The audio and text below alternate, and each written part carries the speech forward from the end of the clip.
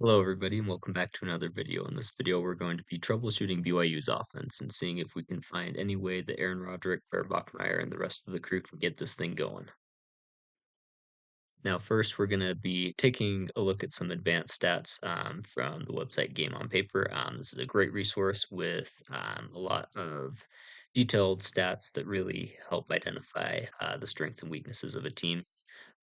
So this is a look at BYU's offensive ranks in different metrics for the year so far. So you can see that overall they're in the mid 30s in terms of a lot of these metrics, like total EPA. EPA is expected points added, basically a measure of success on any given play. The number of points that were added to the team's projected final score due to that play. So positive play is going to have a positive EPA, negative play, like a turnover, is going to have a negative EPA. So that's how that stat works. Um, and then we split into passing and rushing. We can see that this is actually a very good rushing offense right now. You can see they rank number 9 in EPA per play, and they run the ball a lot. Tied for 19th in running plays per game compared to only 24 passing plays a game, which is 117th. Obviously, having big leads and playing weaker opponents leads to you running the ball a lot. But even with those notes, I think this is the identity of this BYU offense this year is they're going to run and they're going to keep running. Flipping over to the passing side, you can see that the EPA per play is actually slightly negative and ranks 90th overall out of the FBS teams. So definitely some room for improvement there. We'll look into some of the more details later to understand why, this passing offense hasn't been very efficient and successful overall. Now, this is another view from Game on Paper, and it takes a lot of different aspects of an offense and, shows the team's percentile relative to the rest of the country in terms of each of these metrics. And so the farther out that, um, part of the circle is to the edge of the circle, that is a positive, and the closer to the middle, that's a negative. So right here, this would be like, 95th or so percentile, and this would be close to 1 percentile. So the strengths of this BYU offense so far, on early downs, that's first and second down, their EPA per play is really good. Their rush EPA per play, as we looked at previously, is also quite good. You can see that out here. And then their stuff percentage is very good as well, meaning that they don't get stuffed at the line of scrimmage very often. They're getting good push. Um, you know, Free rushers aren't coming and hitting running backs at or behind the line of scrimmage. But we can also see some clear weaknesses here. The big one is pass explosive percentage. And this is almost the lowest in the country. And so, it shows that there have really not been a lot of deep completions or a lot of completions with big run after catch so far. A lot of the explosive, frankly, have been generated in the run game for BYU so far this year. So definitely something that needs to be improved on, but also, as we'll get into later in the video, part of this is by design, right? You have a true freshman quarterback. You're not going to be from game one expecting him to just rip it down the field, play after play, first down, second down, third down, right? But certainly this is too low even for having a true freshman quarterback. So we want to try to identify some ways that this offense can begin to generate those explosives in the pass game because that is critical to being able to convert on third down, to be able to score quickly, to be able to keep defenses honest and not overload the box and close up lanes in the run game. Some other things that they are on the lower end in is yards per drop back. Again, it's related to lack of explosive passes and also a lot of passes at or near the line of scrimmage. Pass EPA per play in general is quite low. And then late down success rate has been a little bit lacking as well. So, strangely enough, actually quite good on early downs, but struggling a little bit on third down this year. It was kind of a big issue last year as well. So hopefully they can, identify ways to make sure that they're doing well on these third and shorts. They're doing well on first and second down to set up with third and manageable, but they're just not converting in these third and fourth down situations like they should be. So with, some of the stats that we've been able to look at, I think we can get a little bit closer to what the actual problem is. And so I would diagnose this offense with a condition called young QB training wheel syndrome. See the tricycle here for reference. So the symptoms of this disease were a stacked box, lack of explosive pass plays, and an inability to convert on third and long. So really just not huge threat of pushing the ball down the field in the pass game, making things more difficult overall for this offense. Now the outlook, this is only mild to moderate severity and it's very treatable, but we have to be very intentional about how we do it. We want to take this offense from being a tricycle into being a super cool fast motorcycle, right? We can't do that if we keep the training wheels on for too long. So my prescription for this offense is to run the ball early and often, and by early I mean first and second down. It's important to stay ahead of the sticks. If you're struggling to generate explosives in the pass game, you're not going to be converting third and 10, third and 7 very much. You really need to stay in third and 3 or under until you're able to generate more of a threat from the pass game. I also think that they need to adjust the balance of different pass types. You know, some of the major categories would be drop back passes, that's a standard pass, play action pass with a fake to the running back, screens, and RPOs, run pass options. Each offense has a different balance of how much they use each of these concepts. So we're going to be taking a look at that to see where BYU stands and where maybe they could shake things up. I also think that they should definitely be scheming more touches for Carson Ryan. I think he's having an excellent year so far, as we'll get into more later, especially with JoJo Phillips going down. I think he could be that guy to really become a key high volume target for this BYU offense. So, making the case that BYU needs to run the ball more. Here are a couple of charts of BYU's play selection by down in the Stanford game. So, looking down here in the bottom left, at the first half, you can see on first down, they were 50-50 between the run in purple and passing in the green. Second down, a little bit more run heavy, and then a lot of passes on third down, right? Now, in the second half, you can see that the run percentage on first and second down shot way up. And part of this, obviously, they were in big time shoot clock mode, just trying to hold on to that lead, take care of the ball, etc. But, if we look into the stats down here in the bottom right, we can see between the first and second half, they actually got much more efficient and effective as an offense once they went to this little bit more run heavy approach.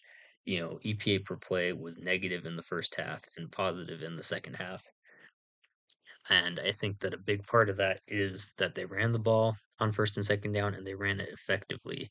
They stayed ahead of the sticks, they kept drives going, and they were able to get scores or at least move the ball down the field much better than they were in the first half.